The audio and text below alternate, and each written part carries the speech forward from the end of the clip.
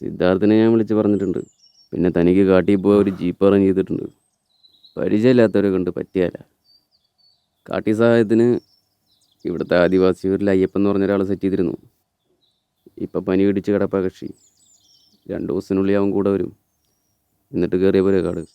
അതുവരെ ബോറടിക്കാതിരിക്കുക എന്താണെന്ന് വെച്ചാൽ നമുക്ക് അറേഞ്ച് ചെയ്യാം. വേണ്ട, ജീപ്പ് മതി. എനിക്കങ്ങനെ കാട്ടി വഴുതെടുത്തൊന്നുമില്ല, പെട്ടെന്ന് ഇണങ്ങും. എന്നാൽ ശരി, ജീപ്പ് കാലത്തെത്താൻ പറയാം.